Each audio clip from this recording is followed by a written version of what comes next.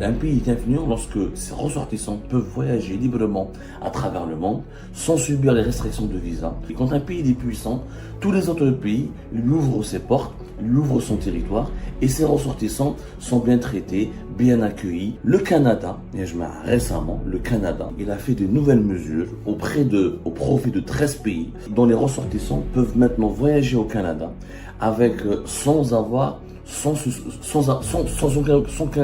qu'un visa ne soit obligatoire. Et parmi ces pays-là, qui ont bénéficié de ce dispositif exceptionnel, nous trouvons le Maroc. Le Maroc, pays ennemi, pays adversaire du régime algérien. Les Marocains aujourd'hui, pour l'un des séjours touristiques, ils n'ont plus besoin de visa.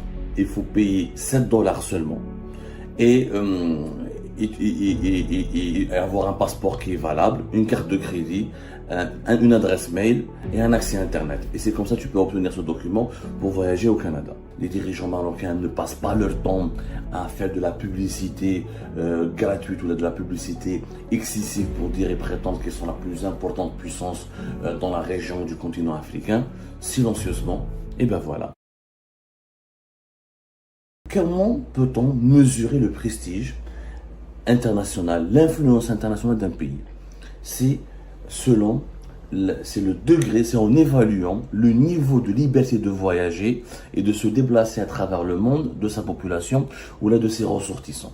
Quand un pays est influent, lorsque ses ressortissants peuvent voyager librement à travers le monde sans subir les restrictions de visa et quand ils peuvent rentrer dans des pays importants et dans des pays puissants à travers le monde sans être soumis à de grosses difficultés pour obtenir le visa.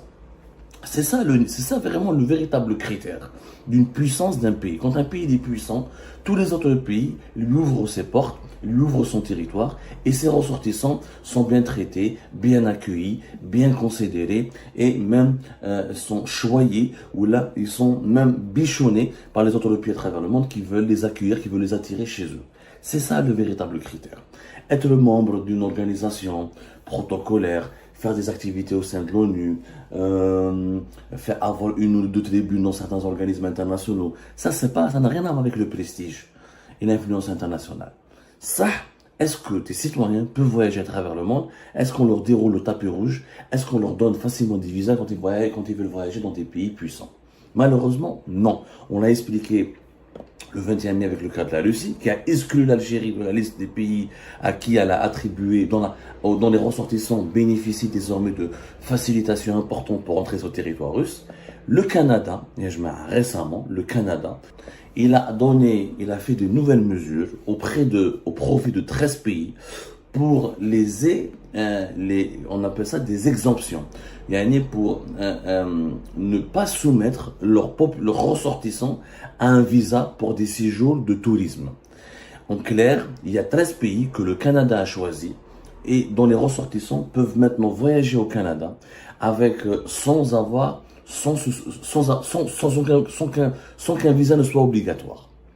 Il y a des séjours touristiques de moins de 6 mois qui ne nécessitent plus de visa. Et parmi ces pays-là, qui ont bénéficié de ce dispositif exceptionnel, qui permet donc à des citoyens de voyager au Canada, d'entrer sur le territoire canadien, de séjourner au Canada avec une simple autorisation de voyage électronique, nous trouvons le Maroc. Le Maroc, pays ennemi, pays adversaire du régime algérien, compte diabolique, cette monarchie moyenâgeuse, comme le qualifie le régime algérien, ce diable absolu. Le Maroc qu'on présente comme un nain, le régime algérien ne cesse de nous faire croire que c'est lui qui domine la région, c'est les dirigeants algériens ne cessent de nous faire croire que ce sont eux qui dirigent la première puissance régionale. Le Canada, les Algériens pour aller au Canada, ils doivent passer par des formalités hyper compliquées pour obtenir un visa. Les Marocains aujourd'hui, pour l'un des séjours touristiques, ils n'ont plus besoin de visa. Ils n'ont plus besoin de visa.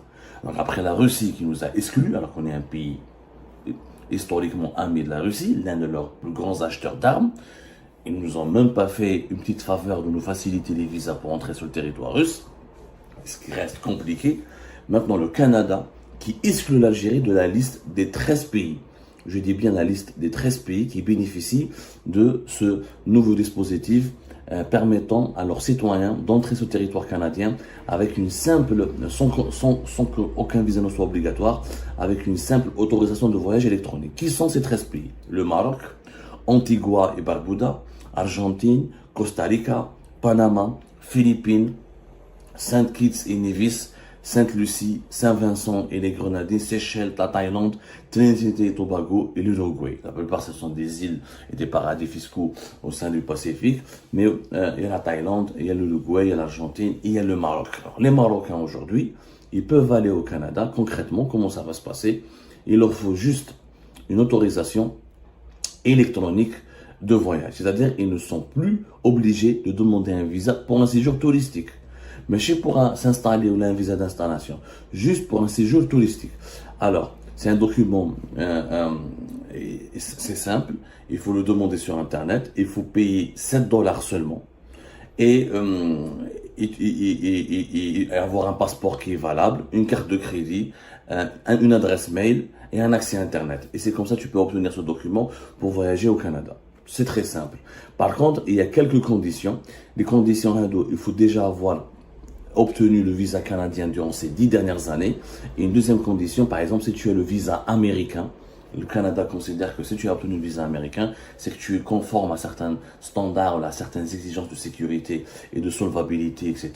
Et donc que tu peux aussi venir avec ton visa canadien, avec ton visa américain, pardonnez-moi, tu peux venir sur le territoire canadien. Il suffit juste de demander cette autorisation de voyage électronique. Donc les Marocains qui ont déjà bénéficié d'un visa canadien durant ces 10 dernières années et qui n'ont pas eu de problème au Canada, qui n'ont pas eu un mauvais comportement au Canada, etc. Et qui ont déjà le visa américain, ils pourront donc, avec une simple autorisation de voyage électronique, ils pourront aller passer des vacances au Canada ou la séjourner moins de 6 mois au Canada. C'est très simple. Voilà. Le Maroc, il n'a pas, soi-disant, la grande armée de l'Algérie, il n'a pas le pétrole et le gaz de l'Algérie, il n'a pas, les dirigeants marocains ne passent pas leur temps à faire de la publicité gratuite ou de la publicité excessive pour dire et prétendre qu'ils sont la plus importante puissance dans la région du continent africain. Silencieusement, et ben voilà, ils arrivent, leurs citoyens seront beaucoup mieux traités que les Algériens dans un pays important comme le Canada qui fait partie du G7. Je le rappelle, le deuxième le plus important pays de l'Amérique du Nord après les États-Unis d'Amérique. C'est un très beau pays qui fait rêver beaucoup de touristes à travers le monde. Le Canada qui a une politique qui mise beaucoup sur le tourisme et qui veut augmenter ses revenus touristiques et qui veut attirer une certaine clientèle internationale. Voilà, simple, un visa canadien dans les dernières années ou un visa américain délivré, un visa de tourisme, pas un visa d'immigration. Où est la diplomatie algérienne? Pourquoi l'Algérie n'est pas aussi bien traitée par le Canada que le Maroc? Pourquoi? On se pose la question. Ou l'Argentine. J'ai utilisé la comparaison avec le Maroc pour faire de la provocation, parce que le Maroc, on le considère comme l'ennemi absolu.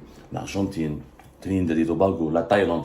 Pourquoi l'Algérie, cette grande puissance régionale, pourquoi les dirigeants algériens n'arrivent pas à obtenir, je dis bien, auprès d'un pays comme le Canada, des facilitations pour permettre aux Algériennes et aux Algériens de voyager librement et sans contrainte de visa obligatoire dans ce grand pays. Pourquoi?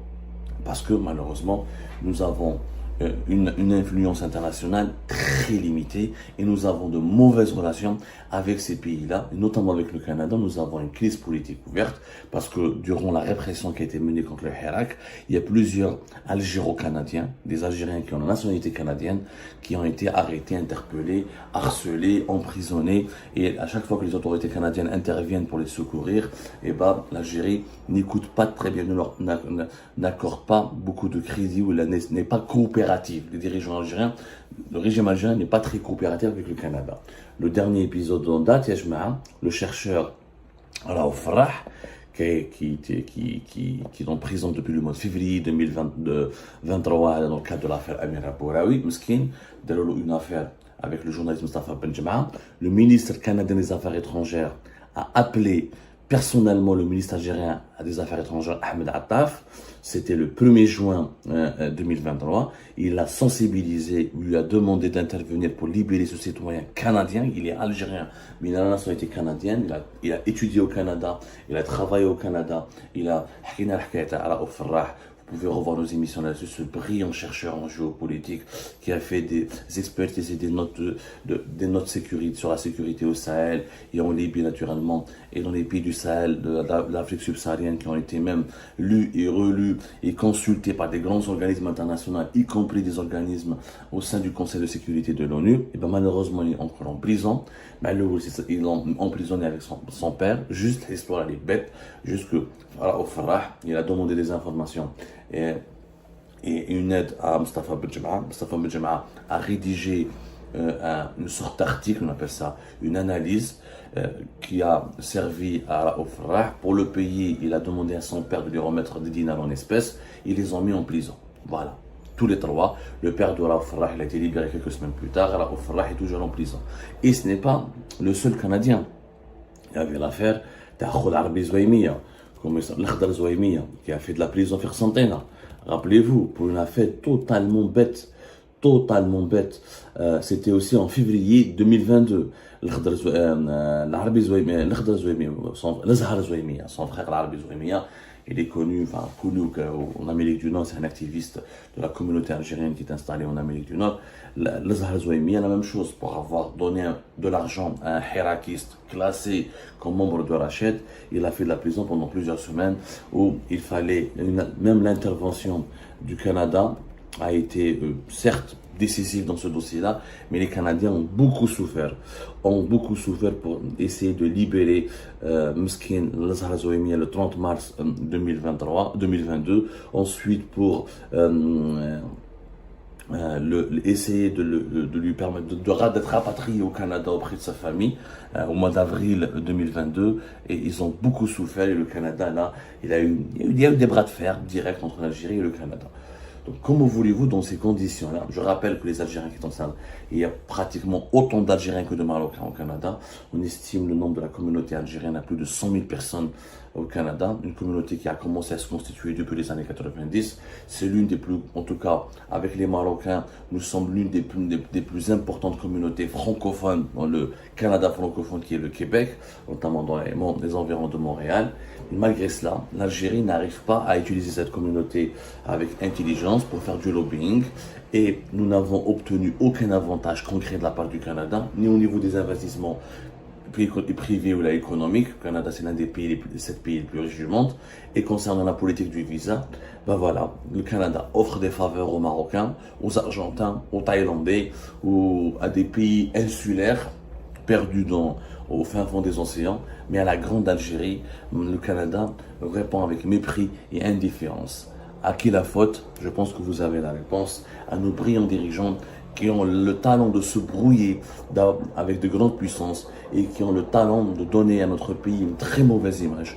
C'est ce qui empêche nous concitoyens, nous ressortissants, de bénéficier d'un traitement ou de quelques faveurs lorsqu'ils doivent ou lorsqu'ils sont appelés à voyager à travers le monde.